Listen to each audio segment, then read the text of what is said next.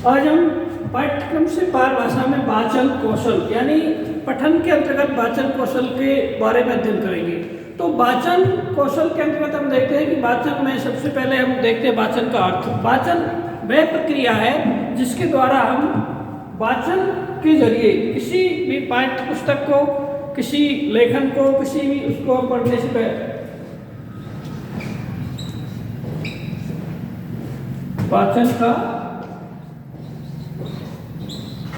अर्थ यानी वाचन प्रक्रिया के अंतर्गत हम जो भी पढ़ते हैं लिपि के शब्दों को, यानी भाषा में के अंतर्गत हम किसी किताब के अंतर्गत जब पढ़ रहे हैं तो भाषा में जो लिपि के शब्दों को जिस प्रकार पढ़ा जाता है और पढ़ने के जो हम लिपि के शब्दों को पढ़कर अर्थ के या ध्वनि के द्वारा जो बाहर निकालते हैं तो वही वाचन है। अब वाचन के अंतर्गत हम जो भी प्रक्रिया अपनाते हैं उसमें वाचन करते समय हमें कुछ शब्दों का, कुछ अर्थों का, कुछ ध्वनियों का ध्यान भी रखना पड़ता है।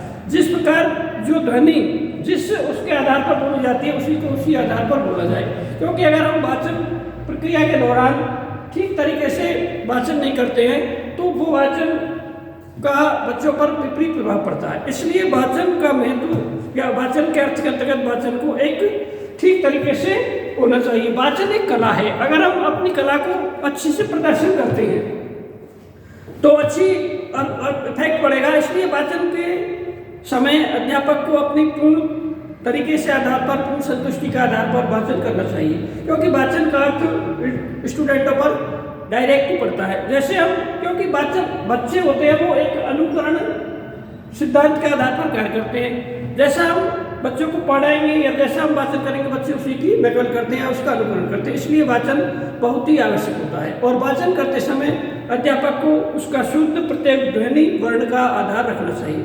इसके बाद हम देखते हैं वाचन का महत्व। तो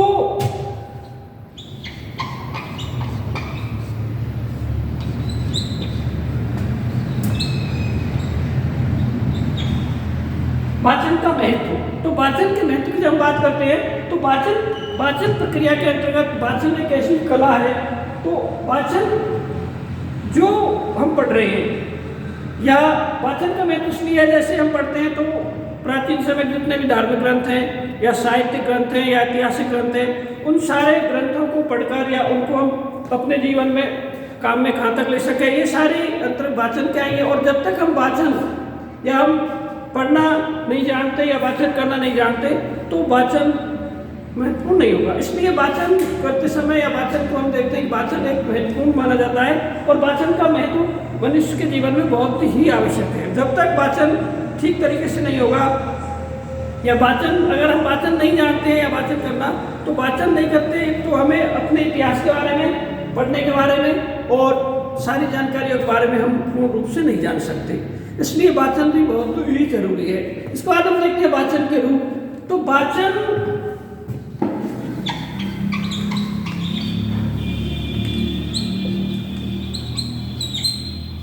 वाचन के रूपों की जब हम बात करते हैं तो स्वर की दृष्टि से वाचन के दो रूप होते हैं, एक तो सस्वर वाचन और एक होता है मौन वाचन। सस्वर वाचन के अंतर्गत भी हम देखें तो सस्वर वाचन है वो भी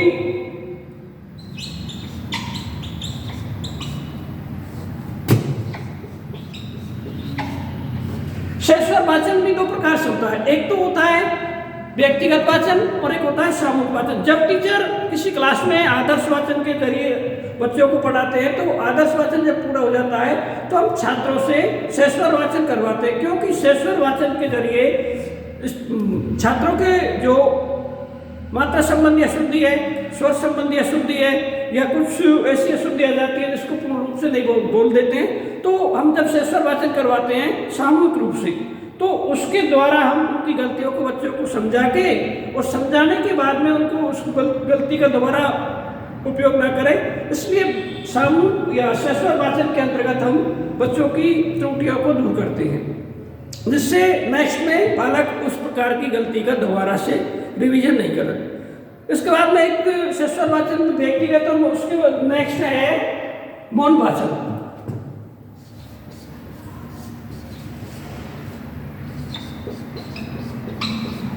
मौन वाचन भी इसका एक रूप होता है, क्योंकि मौन वाचन के अंतर्गत जो पढ़ा जाता है वो एक अच्छे तरीके से और उसको स्थायी करने के लिए हम क्लास में बच्चों को मौन वाचन की कहते हैं। इसलिए ये वाचन का महत्वपूर्ण है।